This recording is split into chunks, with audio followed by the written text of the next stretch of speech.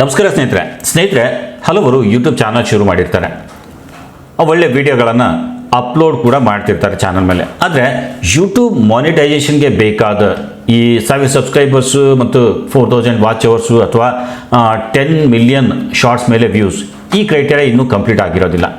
ಆಗ ಹಲವರಿಗೆ ಒಂದು ಪ್ರಶ್ನೆ ಬರುತ್ತೆ, ಚಾನಲ್ ಮಾನಿಟೈಸ್ ಆಗಿಲ್ಲ ಅಂದರೆ ಯೂಟ್ಯೂಬ್ನಿಂದ ಹಣ ಸಂಪಾದನೆ ಮಾಡೋಕ್ಕೆ ಆಗೋದಿಲ್ವಾ ಅನ್ನೋದು. ಸೊ ಇಂಥ ಯೋಚನೆ ನಿಮಗೂ ಬಂದಿರ್ಬೋದು, ಹಾಗಾಗಿ ಈ ವಿಡಿಯೋ ನೋಡ್ತಿದ್ದೀರಾ. ಸೊ ನಿಮಗೆ ನಿಮ್ಮ ಡೌಟ್ಗೆ ಉತ್ತರ ಸ್ನೇಹಿತರೆ ಖಂಡಿತವಾಗಿಯೂ ಮಾಡ್ಬೋದು.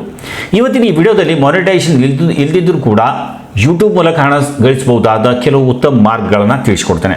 ವಿಡಿಯೋ ಸ್ಕಿಪ್ ಮಾಡಿಬಿಡಿ. ನಾನು ನಿಮಗೆ ಮಾನಿಟೈಸೇಷನ್ ಆಗದೇ ಇದ್ದರೂ ಕೂಡ 7 ಮಾರ್ಗಗಳ ಮೂಲಕ ಹಣ ಮಾಡೋಕ್ಕೆ ಇರುವ ಅವಕಾಶ ಹೇಳ್ಕೊಡ್ತೇನೆ. ಹಾಗೆ ಕೊನೆಯಲ್ಲಿ ಒಂದು ಬೆಸ್ಟ್ ಆಪ್ಷನ್ ಕೂಡ ಹೇಳ್ಕೊಡ್ತೇನೆ. ವಿಡಿಯೋ ಪೂರ್ತಿ ನೋಡಿ, ಇಷ್ಟ ಆದರೆ ಲೈಕ್ ಮಾಡಿ.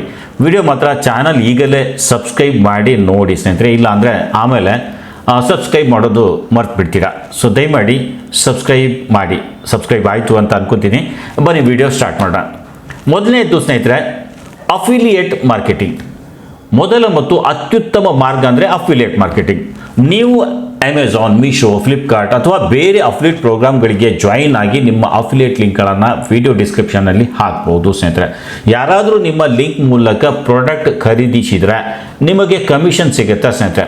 ಅತ್ಯಂತ ಮುಖ್ಯವಾದ ವಿಷಯ ಏನಂದರೆ, ಇದಕ್ಕೆ ಯೂಟ್ಯೂಬ್ ಮಾನಿಟೈಸೇಷನ್ ಬೇಕಾಗಿಲ್ಲ ಸ್ನೇಹಿತರೆ. ನೀವು ನಮ್ಮ ಈ ವಿಡಿಯೋದ ಡಿಸ್ಕ್ರಿಪ್ಷನ್ ನೋಡ್ಬೋದು ಸ್ನೇಹಿತರೆ, ನಾನು ಕೂಡ ಲಿಂಕ್ಸ್ ಹಾಕಿದ್ದೀನಿ, ನೋಡ್ಬೋದು. ಸೊ ಇದರಿಂದ ನನಗೆ ತುಂಬ ಒಳ್ಳೆ ಅರ್ನಿಂಗ್ ಆಗುತ್ತೆ. ಇನ್ನು ಎರಡನೇದು ಸ್ಪಾನ್ಸರ್ಶಿಪ್. ನಿಮ್ಮ ಚಾನಲ್ ಮೇಲೆ ಕಮ್ಮಿ ಸಬ್ಸ್ಕ್ರೈಬರ್ಸ್ ಇದ್ದಾರೆ ಅಂದರೂ ಕೂಡ ಸ್ಪಾನ್ಸರ್ಶಿಪ್ ಸಿಗಬಹುದು. ನಿಮ್ಮ ವಿಡಿಯೋಗಳು ನಿರ್ದಿಷ್ಟ ವಿಷಯದ ಮೇಲಿದ್ದರೆ ಸಂಬಂಧಿತ ಕಂಪ್ನಿಗಳು ಅಥವಾ ಸಣ್ಣ ವ್ಯಾಪಾರಿಗಳು ಮತ್ತು ಪ್ರಾಡಕ್ಟ್ ಅಥವಾ ಸರ್ವಿಸ್ ಪ್ರಮೋಟ್ ಮಾಡಲು ನಿಮಗೆ ಹಣ ಕೊಡ್ಬೋದು. ಕೆಲವೊಮ್ಮೆ 500 ಸಬ್ಸ್ಕ್ರೈಬರ್ಸ್ ಇದ್ದರೂ ಸ್ಪಾನ್ಸರ್ಶಿಪ್ ಸಿಗುವ ಸಾಧ್ಯತೆ ಇರುತ್ತೆ ಸ್ನೇಹಿತರೆ. ಆದರೆ ಪ್ರಾಡಕ್ಟ್ ಬಗ್ಗೆ ನಿಮ್ಮ ವಿಡಿಯೋಗಳು ಇರಬೇಕು. ಇನ್ನು ಮೂರನೇದು ಪೇಯ್ಡ್ ಪ್ರಮೋಷನ್. ನಿಮ್ಮ ಪ್ರದೇಶದ ಅಂಗಡಿಗಳು, ವ್ಯವಹಾರಗಳು ಅಥವಾ ಸ್ಥಳೀಯ ಉದ್ಯಮಿಗಳ ವಿಡಿಯೋ ಮಾಡಿ ಪ್ರಮೋಟ್ ಮಾಡ್ಬೋದು. ಉದಾಹರಣೆಗೆ ಸ್ನೇಹಿತರೆ, ಹೋಟೆಲ್, ಮೊಬೈಲ್ ಶಾಪು, ಬಟ್ಟೆ ಅಂಗಡಿ, ರಿಯಲ್ ಎಸ್ಟೇಟ್ ಪ್ರಾಜೆಕ್ಟು, ಹೊಸ ಮನೆಗಳ ಮಾರಾಟ, ಇದರಿಂದ ನೇರವಾಗಿ ಪ್ರಮೋಷನ್ ಚಾರ್ಜ್ ಪಡೆಯಬಹುದು ಸ್ನೇಹಿತರೆ. ಇನ್ನು ನಾಲ್ಕನೇದು ನಿಮ್ಮ ಸ್ವಂತ ಪ್ರಾಡಕ್ಟ್ ಮಾರಾಟ. ನೀವು E book, courses, template, designing, craft product ಅಥವಾ ಯಾವುದೇ ವಸ್ತುವನ್ನು ಮಾರಾಟ ಮಾಡುತ್ತಿದ್ದರೆ ಯೂಟ್ಯೂಬ್ ಮೂಲಕ ಕಸ್ಟಮರ್ಗಳನ್ನು ಪಡೆಯಬಹುದು ಸ್ನೇಹಿತರೆ. ಇದರಿಂದ ಯೂಟ್ಯೂಬ್ ಮಾನಿಟೈಸೇಷನ್ಗಿಂತಲೂ ಹೆಚ್ಚಿನ ಆದಾಯ ಬರಬಹುದು. ಇನ್ನು ಐದನೇದು ಫ್ರೀಲಾನ್ಸಿಂಗ್. ಕ್ಲೈಂಟ್ಸ್ ಪಡೆಯೋದು ಸ್ನೇಹಿತರೆ. ನಿಮಗೆ video editing, graphic designing, thumbnail design, website design ಅಥವಾ ಯಾವುದೇ ಸ್ಕಿಲ್ ಇದ್ದರೆ ಯೂಟ್ಯೂಬನ್ನು ಪೋರ್ಟ್ಫೋಲಿಯೋ ಆಗಿ ಬಳಸ್ಬೋದು. ನಿಮ್ಮ ವಿಡಿಯೋಗಳನ್ನು ನೋಡಿ ಕ್ಲೈಂಟ್ಸ್ ನಿಮ್ಮನ್ನು ಸಂಪರ್ಕಿಸ್ಬೋದು ಸ್ನೇಹಿತರೆ. ಇನ್ನು ಆರನೇದು ಕನ್ಸಲ್ಟೇಷನ್ ಅಥವಾ ಕೋಚಿಂಗ್.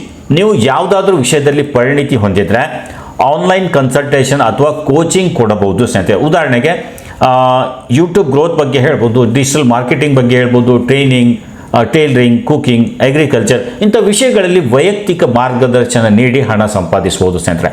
ಇನ್ನು ಏಳನೇದು ಬ್ರ್ಯಾಂಡ್ ಬಿಲ್ಡಿಂಗ್. ಇದು ದೀರ್ಘಾವಧಿಯ ಅತ್ಯುತ್ತಮ ಮಾರ್ಗ. ನಿಮ್ಮ ಹೆಸರು ಮತ್ತು ಚಾನಲನ್ನು ಜನರಿಗೆ ಪರಿಚಯಿಸಿ ಒಂದು ಬ್ರ್ಯಾಂಡ್ ಆಗಿ ಬೆಳೆಸಿದರೆ ಮುಂದೆ ಹಲವಾರು ಆದಾಯದ ಅವಕಾಶಗಳು ಸ್ವತಃ ಬರ್ತವೆ ಸ್ನೇಹಿತರೆ.